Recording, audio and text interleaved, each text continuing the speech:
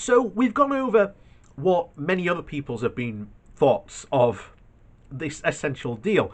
So what are actually my thoughts on this deal? Well, my personal thoughts are basically this. This deal is so bad that it will essentially lead us back to joining the EU. That is my opinion. I do not think there is any great advantage that we have now gained from leaving the European Union. Yeah, we can, quote, regulate ourselves and services, but any attempt to, quote, significantly diverge will lead the EU to put tariffs on us. And as we said, just a couple of weeks ago, when you read Britannia Unchained, especially Britannia Unchained, the the Conservatives who are now in charge intend to do a lot of deregulation, and we've heard the rumours that Boris Johnson is going to try and implement the quote free port zones, which again Margaret Thatcher did, which again did not work because, as we've said, the only two that worked were Canary Wharf and Sunderland, and especially Sunderland only worked because we had such close ties with the EU. Again, don't expect these to work again. And these are going to lead to massive tax evasion, which is going to lead to even less money for public services. And it just does not get any better. It really doesn't. You might think it seems that way, but it really doesn't get any better. But there is one, at least, shining light. Boris Johnson has just laid the first brick for us to rebuild that bridge back to Europe. And do not worry, because there will be many bricks to come, indeed the months and years to come, and sooner or later we will rebuild that bridge back to Europe, and we will be once again a full member of the EU, hopefully a little bit wiser for our, shall we say, period of isolation, because now a lot of these Brexiteers who have been crowing about how fantastic it is going to be outside of the European Union now actually have to start to prove that these truths that they crowed are correct. And as we've said before, the economics does not bear that out. So let's go over this article from The Guardian that goes over just exactly that. But before we do that, please do remember to hit the like and share button. And of course, down below there is a link to my Patreon page and a one-off donation link. And thank you to those who do support me that way.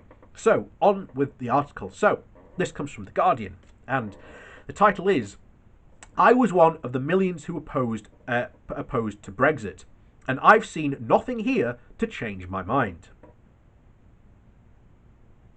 The dream is over.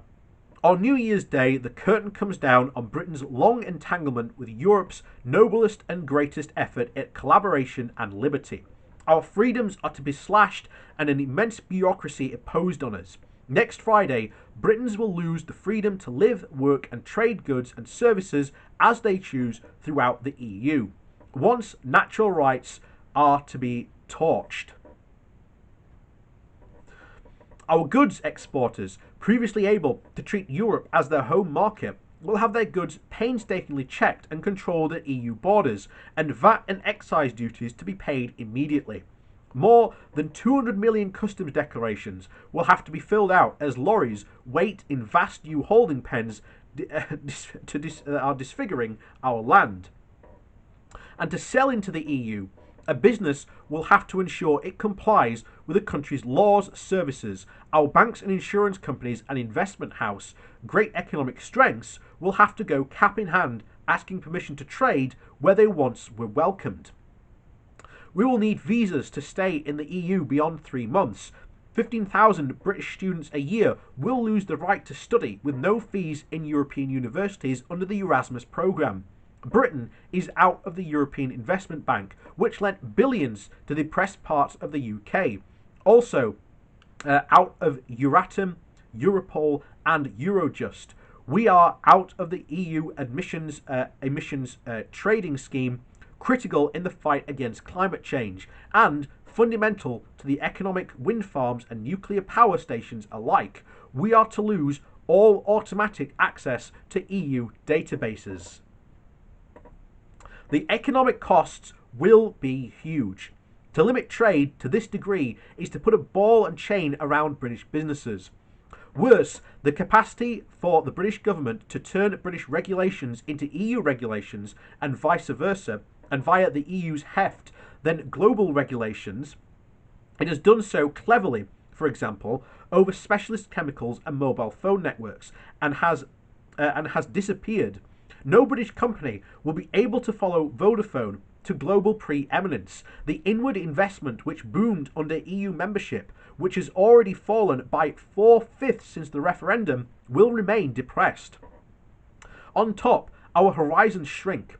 Along with our influence, cooperation with the EU over over defence, foreign policy and external security is to cease at the request of the UK government. Thus, not only is Britain outside the forum where European states construct their alliances, thereby disabling itself from the great European game of balance of power politics it has played so well. It has chosen to make itself a little Sir Echo, with a world of mighty superpowers. A nice little fellow, but always so far away, as the song has it. The trade and cooperation agreement with the EU, hailed so Trumpianly by our clownish booster-in-chief, Prince Boris Johnson of the English Nationalist Party, is thus an exercise in limiting the damage, and it was inevitable. Almost completely on the EU's terms, the EU has kept the UK in its orbit with a newly established partnership council to govern the agreement, ensuring that it has the firepower to launch crucifyingly trade sanctions if the UK dares to undermine the single market or the customs union or departs from its regulatory standards. We are to be a rule taker. In fairness, the booster-in-chief has rescued some scraps from the wreckage. As was certain, given the starting point of the complete regulatory and trade alignment, this trade agreement, with no quotas and no tariffs, winning the right for British exporters to self-certify that they are complete as long as they comply with EU regulations.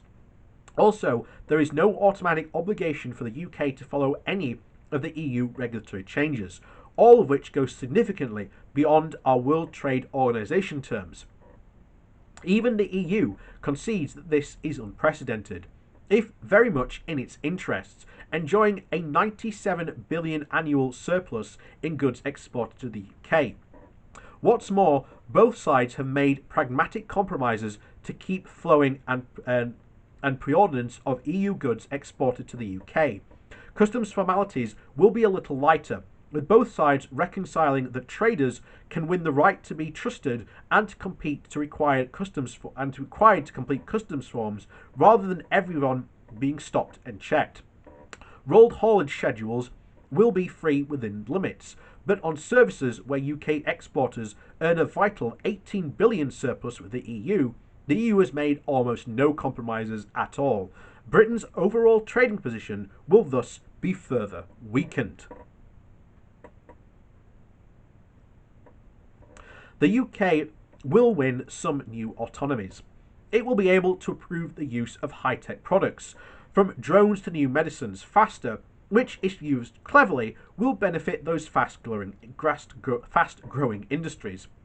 There will be a baby trade deal with the US, but, in the biggest irony of all, if this is to benefit British capitalism, it will require a makeover to become more high investment and stakeholder orientated. Working closely with the governments, it will have to look, incredibly, more European. It is the paradox of Brexit. Britain will not love becoming Europe's nice little fellow, with a stagnating economy and a lesser relationship with its EU partner. So, the obvious future is now to become more European. The narrow majority in the working population, who voted 51 to 49% to remain in the EU in 2016, will grow year by year over the 2020s, so that when the incoming Labour government of 2029, led by one of the MPs who saw the failure and voted against the treaty this week, holds its promised referendum on EU membership, the newly elderly Europhile voters this time will be outvoted. Nigel Farage was wrong when he said that the war was over, and the European Commission President Ursula von der Leyen was right when she said, quoting T.S. Eliot, that in every end there is a beginning.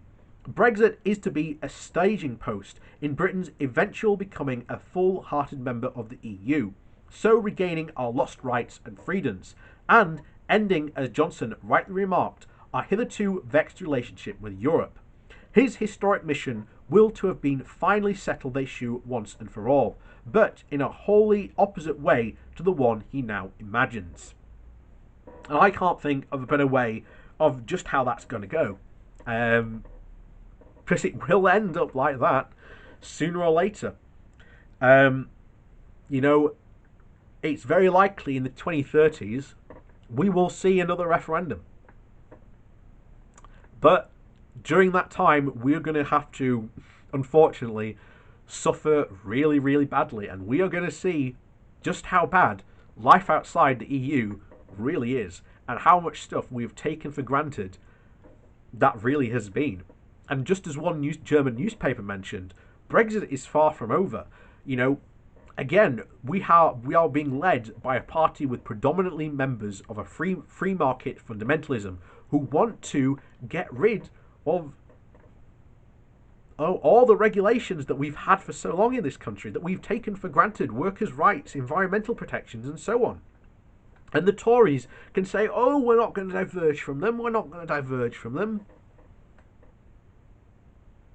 But don't believe that when many of the people who are now sitting in cabinet positions wrote a book called Britannia Unchained, which is why I say it is such an important book to go out and read and get a hold of to understand just what the next decade is going to be like for us and what the Tories intend to do.